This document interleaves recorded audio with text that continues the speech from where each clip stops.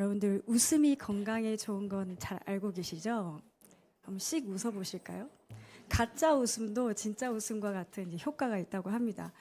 왜냐하면 우리가 웃을 때 자연 진통제이자 항암 효과가 있는 행복 호르몬 엔돌핀이 만들어지기 때문이라고 하죠. 그런데 이 엔돌핀에 4,000배 효과가 있는 호르몬이 있다고 합니다. 들어보셨나요?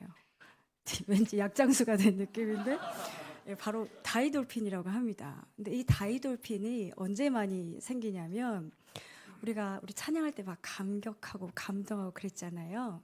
우리가 감탄할 때 가장 많이 생긴다고 해요. 우리가 언제 감탄했습니까? 가장 최근에 감탄했었던 기억을 한번 리마인드 해보십시오. 와, 이게 사람이 한 거야? 한 것 같은 정말 아름다운 예술 작품을 봤었을 때, 혹은 하늘의 수놓여 있는 아름다운 은하수, 뭐 오로라, 혹은 자연의 그 경이로움, 이제 이런 걸 봤을 때, 그리고 혹은 전혀 예상치 못한 벅찬 선물을 받았을 때, 그럴 때 우린 종종 감탄하잖아요. 여러분 감탄 안 하시나요? 예. 대부분 우리의 인간의 어떤 그 능력을 초월한 상황이거나 나의 경험이나 생각을 훨씬 뛰어넘었을 때, 정말 뜻밖의 일을 경험했을 때 감탄하셨을 것입니다.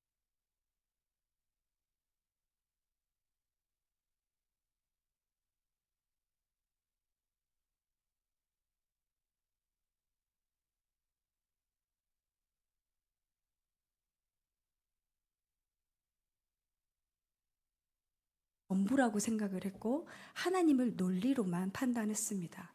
그런데 결국 그를 하나님 앞에 무릎 꿇게 한 것은 그 역시 감탄이었습니다. 그는 이렇게 고백했어요. 나는 억지로 신을 믿은 것이 아니라 그 신이 너무도 놀라워서 굴복했다. 즉 그의 회심의 시작은 감탄이었다는 거죠. 하나님의 일하심이 너무나도 감탄스러워서 그분을 믿지 않을 수 없었던 겁니다. 오늘 본문에서도 감탄치 않을 수 없는 하나님, 즉 감탄케 하시는 하나님을 경험하는 사람들이 나오는데요. 바로 빌립과 에디오피아 내시입니다. 오늘 본문은 이렇게 시작을 합니다. 26절 말씀 다 함께 시작.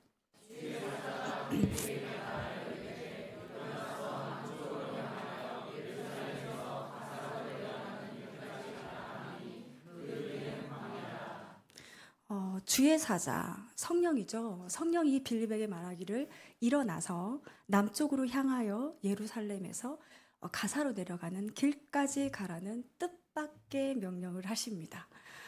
왜 뜻밖이냐면 빌립이 있던 사마리아는 지금으로 치자면 대부흥의 현장이었거든요.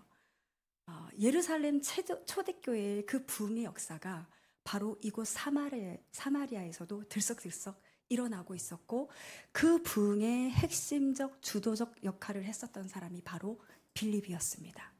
아직도 여전히 빌립은 사마리아에서 해야 할 복음 사역이 너무 많았다는 거예요. 그런데 그런 빌립에게 방금 읽었었던 말씀처럼 남쪽 예루살렘 가사로 내려가는 길을 가라라는 뜬금없는 성령의 명령이 떨어진 겁니다. 왜 뜬금이 없냐?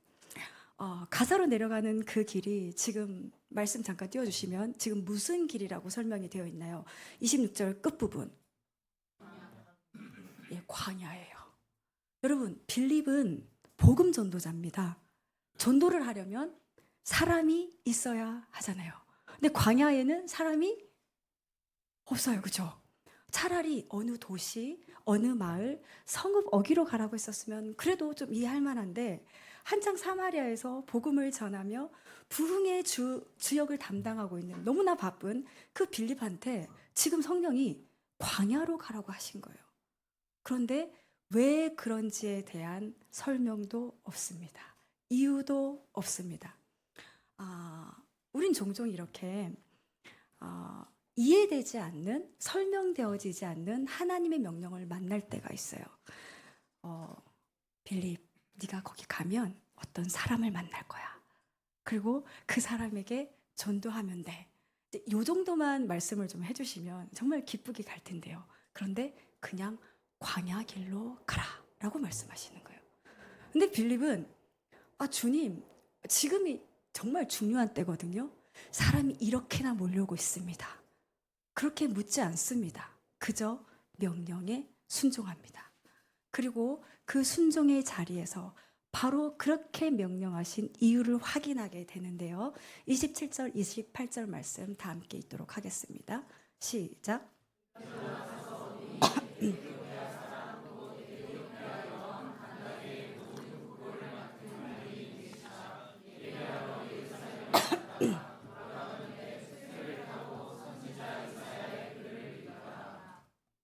27절에 그 일어나 가서는 앞서 말씀드린 것처럼 일체 망설임 없이 빌립의 즉각적인 순종한 그 모습을 이제 나타내고 있고요. 노란색으로 되어져 있는 본의로 해석된 이 단어의 원어는 헬라어로는 이두. 제가 이두라는 말 자꾸 쓸 거예요. 이두, 영어로는 behold, 감탄사입니다. 와우, 여기 좀 봐봐. 이런 느낌인 거예요. 빌립의 입에서 감탄사가 나왔어요.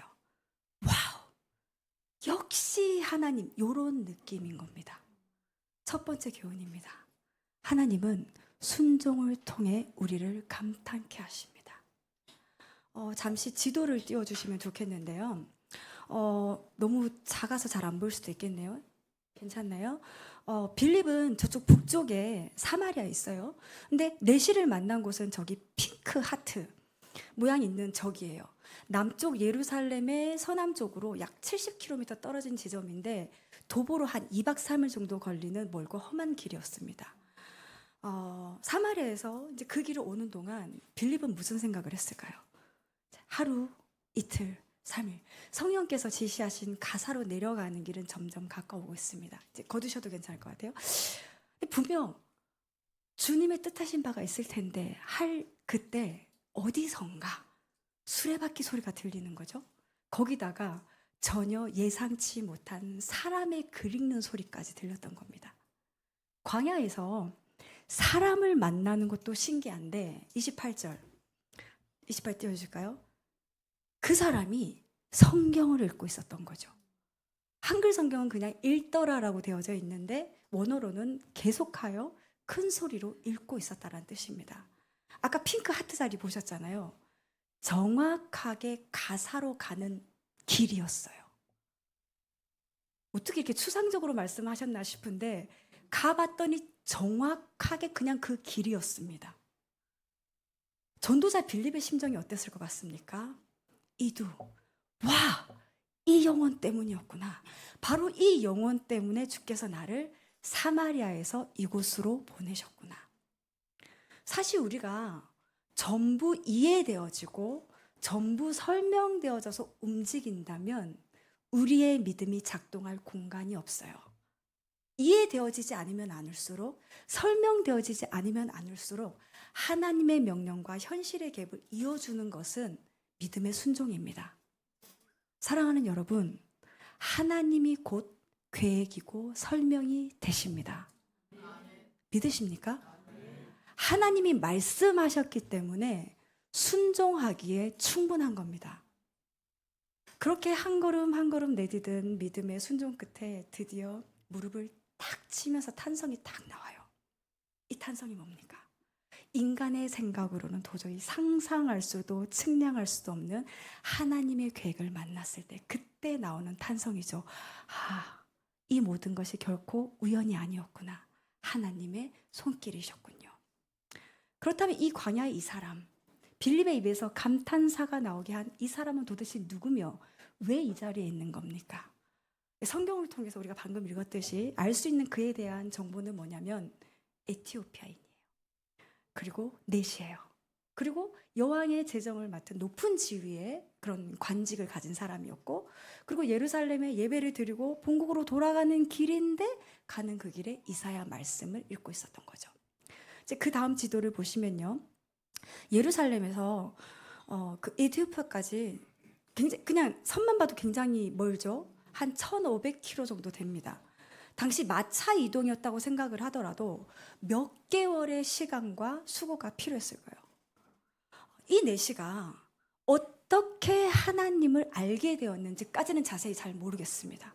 그러나 단 한 번의 예배를 위해서 이 모든 수고를 감당할 만큼 하나님을 향한 갈급함을 가진 영혼이었다라는 것은 우리가 추측할 수 있죠.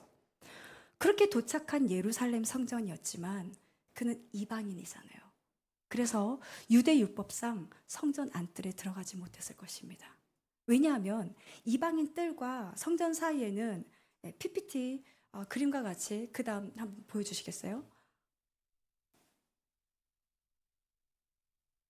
예, 저게 벽이에요. 1.5m나 되는 높은 벽이 가로막혀 있었다고 합니다. 뭔가 글씨가 보이죠? 그 벽에는 이런 경고문이 적혀 있었대요. 읽어드릴게요. 이방인은 안쪽 뜰과 성소 주변의 난간 주변으로 들어올 수 없다. 들어왔다가 잡히는 모든 사람들, 이방인들이겠죠? 이방인들은 죽을 것이다. 못 넘습니다. 그러니 당연히 성전 안뜰까지 들어가지도 못하고 이방인 뜰만 밟고 몇 개를 거쳐서 예루살렘 성전까지 갔는데 본국으로 돌아왔을 거예요. 여러분, 그의 심정이 어땠을 것 같습니까? 법이니까 당연히 어쩔 수 없지 라고 생각할 수도 있었겠지만, 분명한 건 이 내시 안에 어떻게 해도 채워지지 않는 허기가 분명 있었을 거라는 거죠.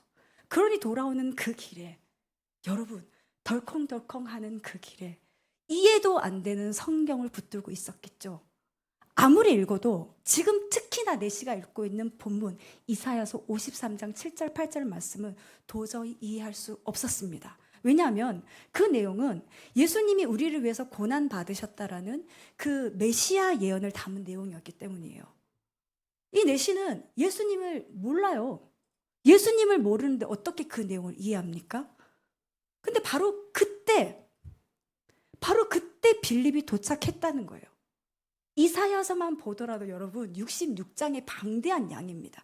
그런데 마침 빌립이 왔을 때 딱 그때 내시가 예수님 순한 성경 본문을 소리내어 읽고 있었다? 여러분, 제가 저기 우리 혜승 선생님이랑 같이 합을 짰어요. 그래서 내가 저기서 올 테니까 여기 앞에 갈 때 그때 요 부분 읽고 있어? 라고 서로 미리 합을 짰다고 쳐도 여러분 이거 맞추기 어려운 타이밍입니다. 여기서 여기도. 그런데 여러분, 이게 만나졌어요. 아까 애초부터 그 지도 아까 보셨잖아요. 광야 그 한복판 그 길에서 두 사람이 만난 것 자체가 여러분 기적입니다. 성령의 역사가 아니고선 있을 수가 없어요. 지도 보시면 이게 좀 잘 안 보일 수도 있는데 저 사마리아 북쪽에서 빨간 선 피크 보이죠?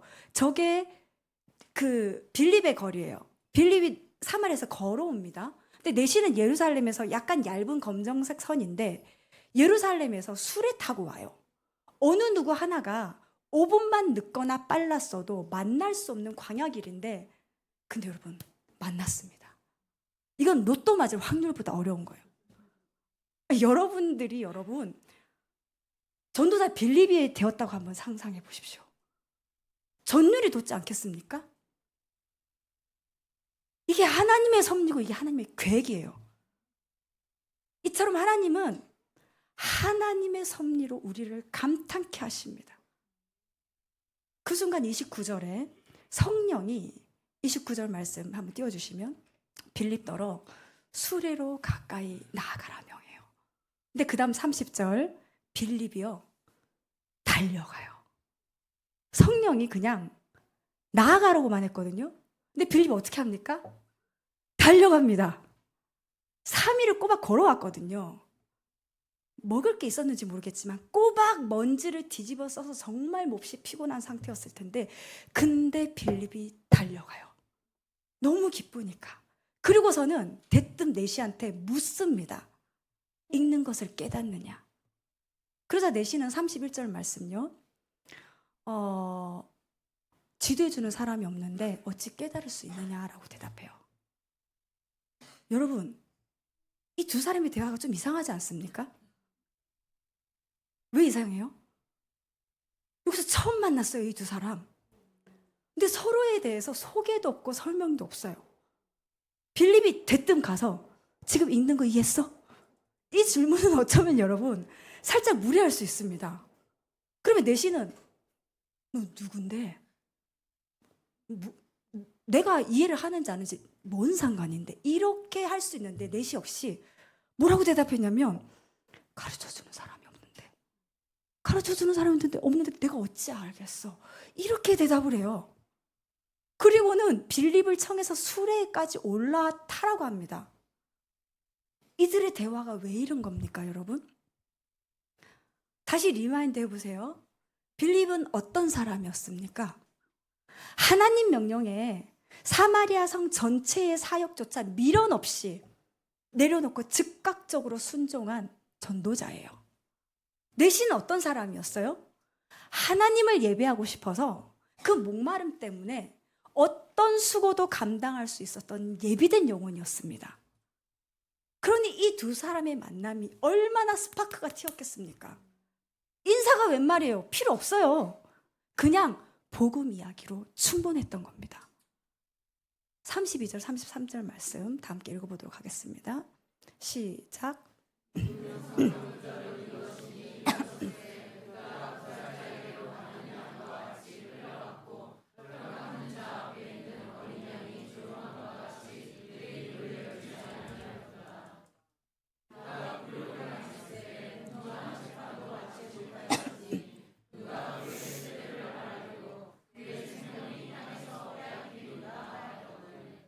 아멘. 예, 32절 말씀요. 방금 여러분들 읽은 저기에 도살장에 끌려가는 양과 같은 그가 누군지 우리는 알잖아요. 굴욕을 당해도 털 깎는 자 앞에서 어린 양같이 입도 열지 않고, 또 33절요. 어떤 공정한 재판도 받지 못하고 생명을 빼앗긴 그분. 여러분, 그분이 누구십니까? 여러분, 그분이 누구십니까? 여러분, 그분이 누구십니까? 예수 그리스도. 그런데 지금 이 내시는요, 그 먼 길을 돌아 예루살렘까지 가서 하나님 예배 드리러 갔는데 예수님 알았어요? 몰랐어요? 몰랐어요, 여러분. 이 장면만 보더라도 너무 안타까운 건 뭐냐면 우리가 예배 드린다고 해서 모두가 구원받은 게 아니라는 겁니다. 어쩌면 이곳에도요, 예배 드리러 오셨지만 구원받지 못한 백성이 있을 수 있습니다. 왜냐하면 구원은 예수 그리스도를 믿는 믿음에 있기 때문입니다. 그러니 이 내시가 이 이사야 성경 구절을 읽을 때 얼마나 답답했겠습니까? 그러니 빌립이 와서 그 글 내용 이해가 돼? 누가 가르쳐줘야 알지. 이런 반응이 나올 수밖에 없는 거예요. 내시의 질문이 아주 예리합니다. 34절 말씀 다 함께 읽겠습니다. 시작.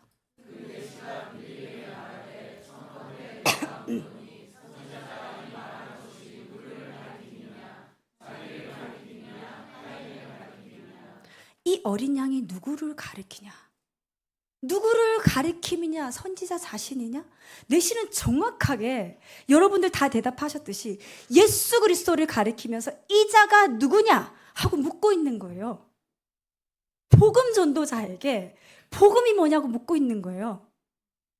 이 질문을 받은 전도자 빌립 얼마나 신이 났겠습니까? 그렇지 않아요? 타는 듯 이글거리는 전도자의 불꽃 같은 눈빛이 혹시 상상이 되십니까? 빌립은 그래서 35절 입을 열어서 그래서 시작해서 이사야서 말씀부터 시작해서 누구를 가르쳐요, 여러분? 다시 한 번 더. 예수 그리스도. 예수를 가리켜서 복음을 전합니다. 여러분 정말 대박이지 않습니까? 예수 그리스도가 복음이 대박이라 그래. 예수 그리스도가 복음인데 복음 전도자 빌립한테 예수 그리스도가 누구냐고 묻고 있는 준비된 영혼인 거예요. 그리고 36절 말씀 다 함께 읽겠습니다. 시작.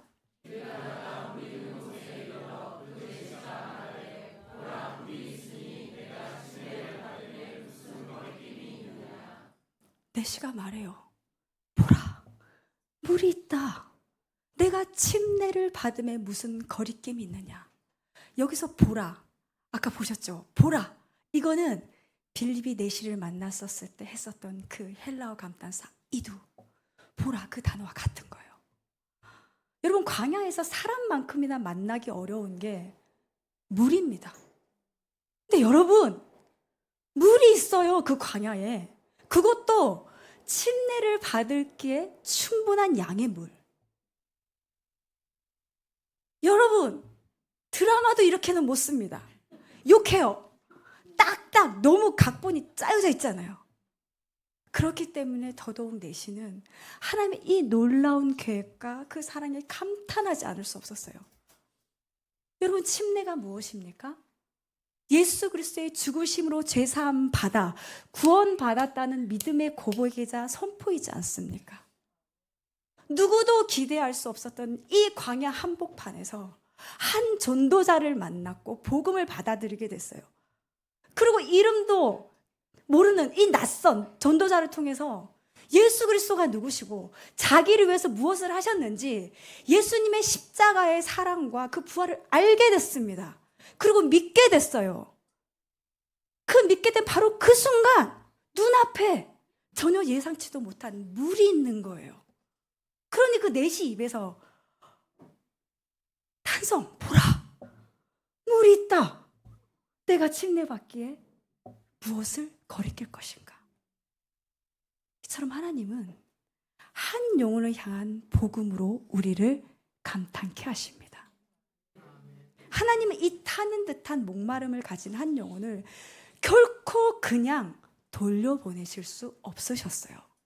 그래서 사마리아 성의 거대한 복음의 붕을 이끌었던 빌립을 콕 집어가지고 이 넷이가 빨리 본국 가기 전에 보내셔서, 이 광야로 보내셔서 복음을 전할 수 있도록, 그 정도로 하나님은 한 영혼의 구원에 깊은 관심을 갖고 계십니다. 만약 빌립이 조금이라도 지체했다면요, 에이 주님, 웬 광야입니까? 지금 여기 한창 복음을 전하고 있는데 사람도 없는 광야로 가라니요, 제가 잘못 들은 거겠죠? 라고 했다면 어찌 되었을까요? 4시의 그 출발 장소 위치랑 그리고 4시가 수레를 탄 것을 감안하면 빌립은 더 빨리 4시보다 사마리아에 출발했어야 했어요. 각각 출발하는 시간대가 틀렸다는 얘기입니다. 즉 4시가 예루살렘 떠나기 전부터 빌립이 먼저 출발했어야 했다는 거예요. 만약 빌립이 하루의 지체 혹은 반나절의 심사숙고하는 주저함이 있었다면 적어도 이 빌립은 이 4시를 만나지 못했을 거예요. 지체하지 않는 순종, 주저함 없는 순종을 들은 빌립은 사마리아에서 역사하시는 성령의 역사 그 이상의 감탄스러운 성령의 은혜를 바로 이곳 광야에서 맛보게 되었어요. 그래서 예수님의 유언 사도행전 1장 8절 말씀, 즉 성령이 너에게 임하시면 예루살렘과 온 유대와 사마리아 땅끝까지 이르러 뭐가 되라? 증인이 되라. 그 명령처럼 빌립은 벌써 오늘 본문 사도행전 8장이잖아요. 여기서 벌써 사마리아를 거쳐 땅끝에 이른 예수님의 명령을 몸소 체험한 최초의 증인이 되었어요. 그 당시 에티오피아는 세상의 끝으로 간주되었습니다. 빌립은 아프리카 선교의 문을 연 최초의 선교사가 된 거예요. 38절, 39절 말씀 다 함께 읽겠습니다. 시작.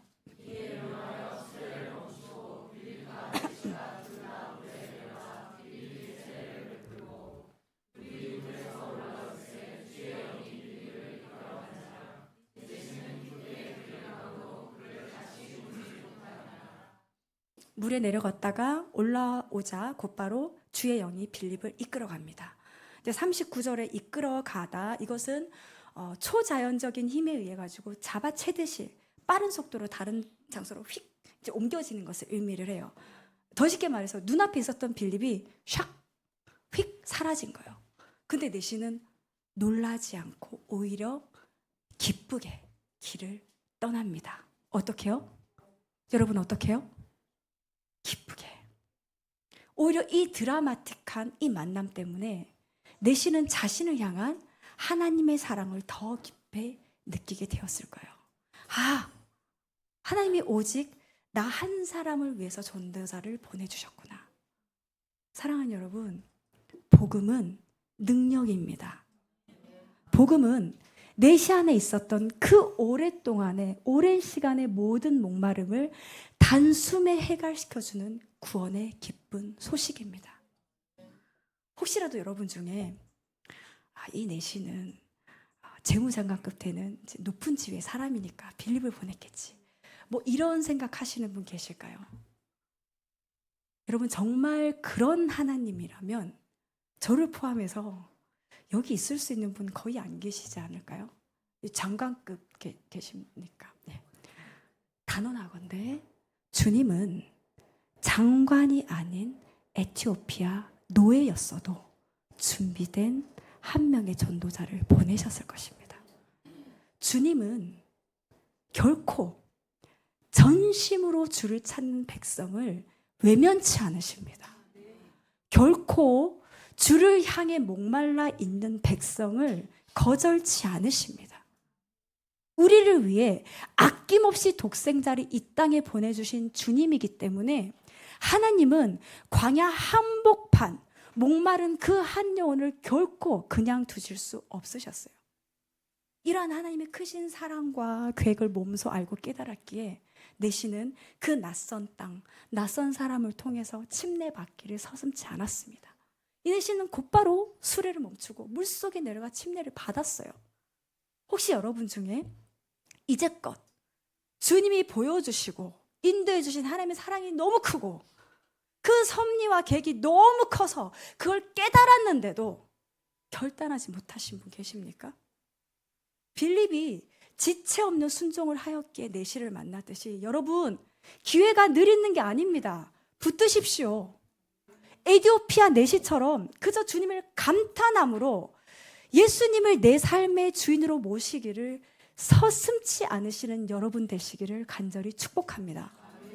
이 땅에서의 삶이 생각보다 여러분 길지 않습니다. 말씀을 맺고자 합니다. 반주를 좀 해주셨으면 좋겠고, 사랑하는 성도 여러분, 우리는 한때 에티오피아 내시와 같은 자였어요.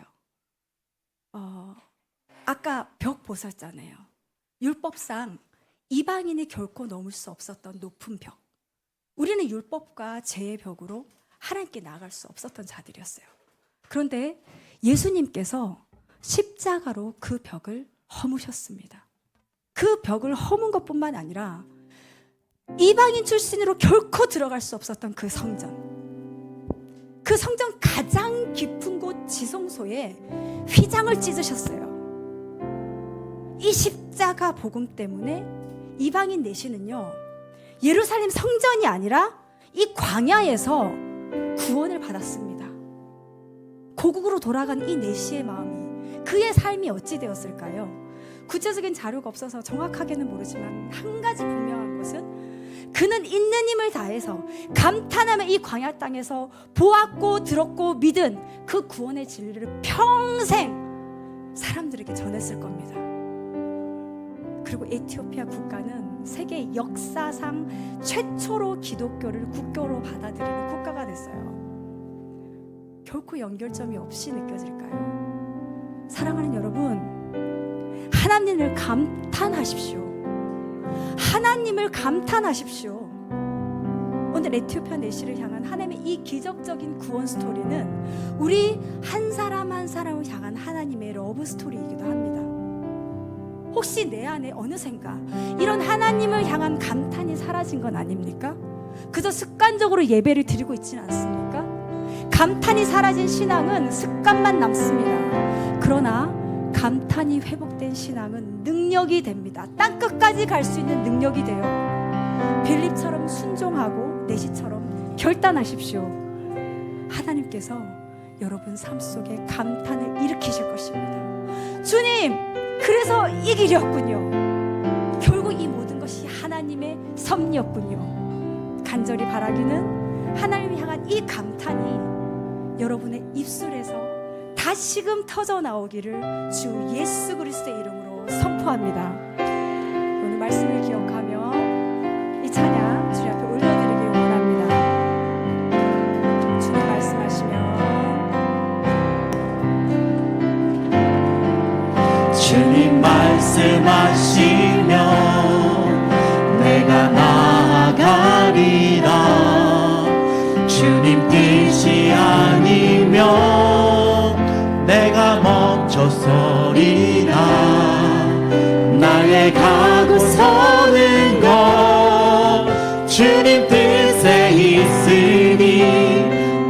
주님 나를 이끄소서. 전심으로 찬양하겠습니다. 주님 말씀하시면 주님 말씀하시면 내가 나아가리라. 주님 뜻이 아니면 내가 멈춰서리라. 나의 가고 서는 것 주님 뜻에 있으니 오 주님 나를 이끄소서. 뜻하신 그곳에 뜻하신 그곳에 나 있기 원합니다.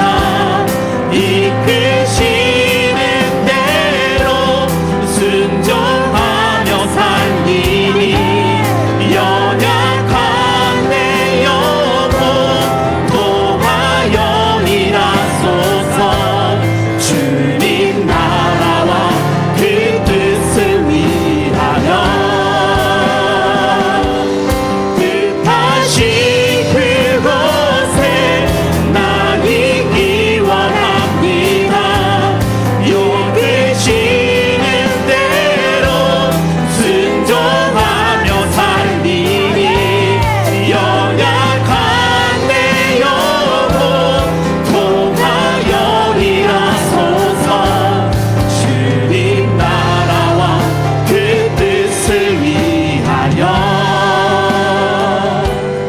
오 주님 나를 이끄소서. 사랑하는 여러분, 혹시 기억하십니까? 하나님께서 천지를 지으시고 하나님이 가장 먼저 하신 것은 심히 좋았더라. 사람을 보고 감탄하신 일이었어요. 친히 하나님 당신의 영상을 따라 지은 그 사람을 보며 너무너무 좋으셨던 거예요. 근데 그 형상이 깨어지고 훼손되어져서 도저히 하나님께 나아갈 수조차 없게 되었을 때, 그래서 오늘 본문 속 광야 한복판의 내시에게 비립을 보내주셨듯이 하나님 당신의 독생자 예수 그리스도를 보내주셔야 하셨습니다. 아멘. 사랑하는 여러분, 우리를 향한 하나님의 사랑은, 우리를 향한 하나님의 섭리, 그 계획하심은 우리의 생각과 경험을 초월합니다. 아멘. 사랑하는 여러분, 믿음의 순종은 억지로 하는 것이 아닙니다. 주님을 향한 감격과 감탄이 회복되어질 때 땅 끝까지 갈 수 있는 능력이 됩니다. 아멘. 나에게 행하신 그 주님의 사랑이 너무도 사무치고 감탄이 되어서 그 사랑이 내가 어찌 보답할까, 주님 나를 보내소서 하는 모든 것에 동력이 되는 겁니다. 주님. 함께 이 시간 기도하기를 원합니다.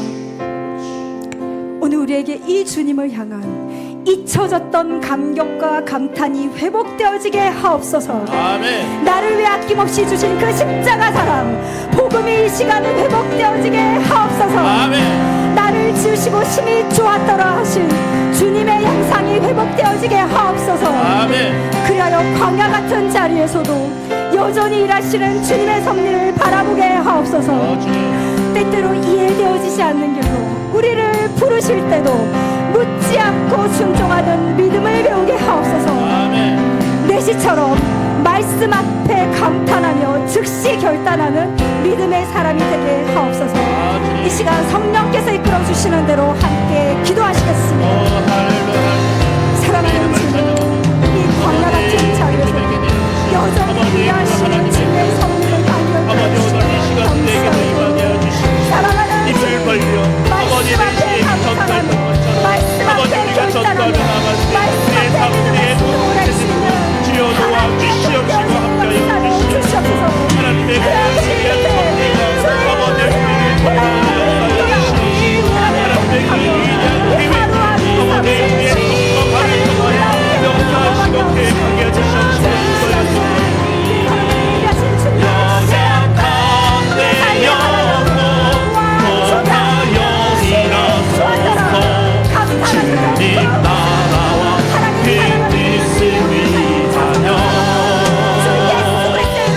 뜻하신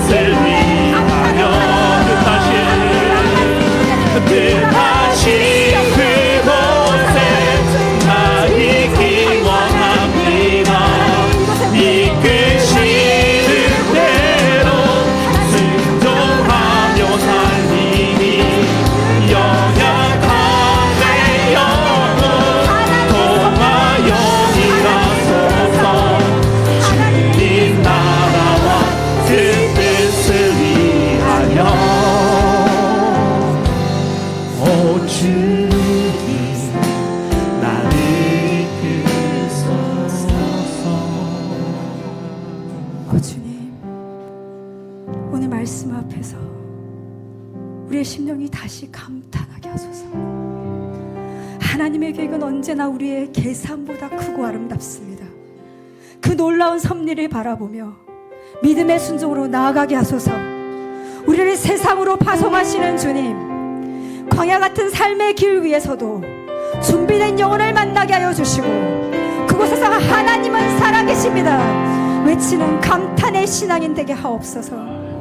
다음 주 국내 선교 가운데서도 동일한 은혜를 부어주시고 우리의 발걸음을 인도하여 주셔서 만남의 현장마다 말씀의 순간마다 보라 감탄할 수밖에 없는 하나님의 일들을 보게 하옵소서. 우리의 가정과 일터에서도 성령님께서 예비하신 만남의 은혜가 있게 하시고 복음으로 기쁨이 넘치는 나날 되게 하옵소서. 지금 우리의 감탄과 순종의 이유가 되시는 주 예수 그리스도의 은혜와 우리를 광야에서도 인도하시는 하나님 아버지의 놀라우신 사랑과 한 영혼을 향한 하나님의 계획을 깨닫게 하시는 성령님의 감화 감동 교통하심이 주님 말씀대로 기꺼이 살아드리기로 결단하는 모든 성도들과 그 가정 위에 이제로부터 영원토록 함께 하시기를 간절히 축원하옵나이다.